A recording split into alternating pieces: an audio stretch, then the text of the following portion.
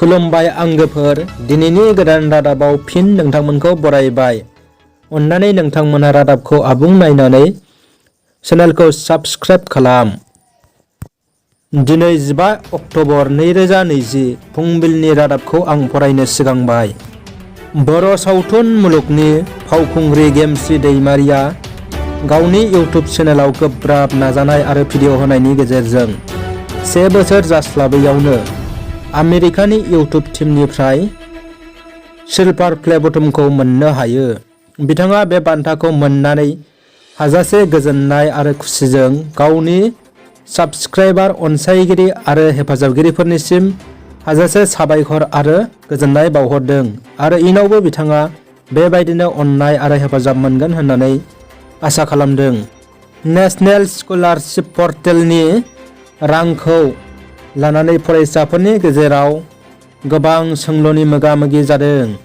माखासे सान सिगां नेशनेल स्कलारशिप पर्टेलनि पेमेन्ट फाइलआ रिजेक्टेड जानानै दंमोन आरो बियो फिन मैयासो आन्डार प्रसेसिं जाफिनो। गोबां फरायसाफोरनि होखानाय राङा गोबां खमायनानै थानायलाय फरायसाफोरा दुखु मोननाय फोरमायदों। आसा खालामदों फरायसाफोरा दुर्गा फुजानि समावनो एनएसपिनि स्कलारशिपनि फैसाफोरा हाबगोन होननानै।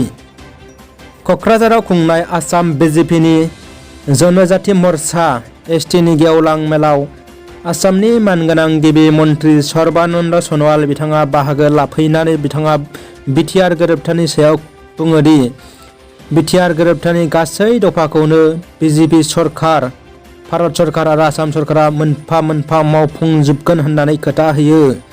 बे मेलाव आसाम बिजेपिनि गोबां मिनिस्टार, एमपि, एमएलए, आफादगिरि नेहाथारि गासैबो बाहागो लादोंमोन।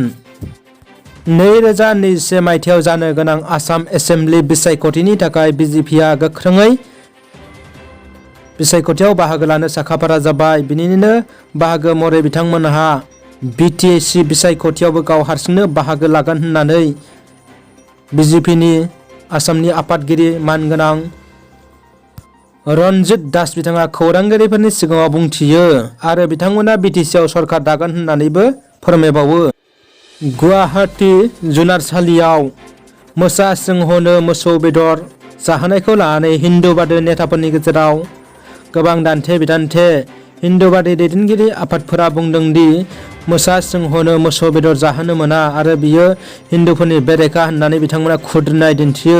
दासान्दि आसामाव गुवाहाटी जुनारसालिनि मोसौ बेदरखौ जाहोनायखौ लानानै गोबां दान्थे-बिदान्थे सोलिगासिनो दङ। बर' सावथुन मुलुगनि थाखाय गोजोनथाव खौरां।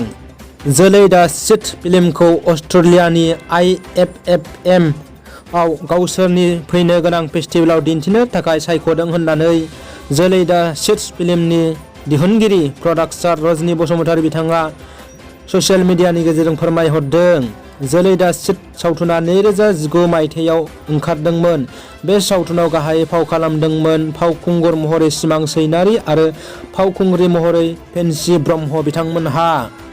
बिटिसि एबा बिटिआर बिसायख'थिया दिसेम्बर दानावसो जागोन होननानै आसामनि सोलोंथाइ, सावस्रि आरो रांखान्थि मन्थ्रि डक्टर हिमन्त बिश्व शर्माया खौरांगिरिफोरनि सिगाङाव बुंथिदों।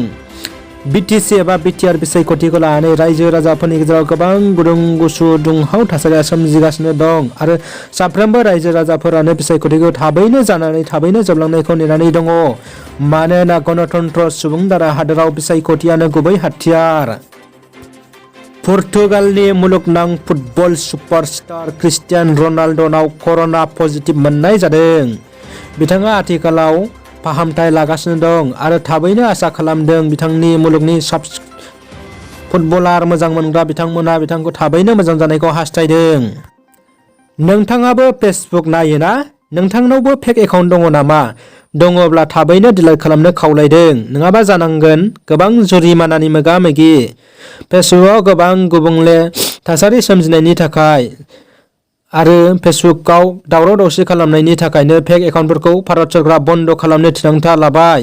बेयो जोंनि थाखाय जोबोद मोजांनि बाथ्रा। आसामनि मोनद' हारिफोरनो एसटि होनो आसाम सरकारा बिथांमोननि माहारियारि आफादफोरजों सावरायगासिनो दङ। बेखौ लानानै बर'फोरनि गेजेराव गावजों गाव दान्थे बिदान्थे आरो हाब्रु सारलायनायखौ नुनो मोन्दों। थाखानाय एसटिफोरा गोबां खैफोदाव गोग्लैनायनि लामायाव जुदि मोनद' जौगानाय हारिफोरनो एसटि होमारोब्ला, मानोना बिथांमोना गासै सोलोंथाइ, रांखान्थि गासैबो बिथिङावनो जौगाखानाय, नाथाय थाखानाय एसटिफोरा बैबायदि जौगाखानाय नङा। बेनिखायनो बिथांमोना एसटि मोनोब्ला थाखानाय एसटिफोरा गोबां खहानि मोगा-मोगि जानो हागौ। बेखौ लानानै बर'फोरा गावजों गाव गोबां सावरायनाय नुनो मोन्दों। दिनैनि फुंबिलिनि रादाबा बेखिनियानोसै। गोजोन्थों रायजोफोर।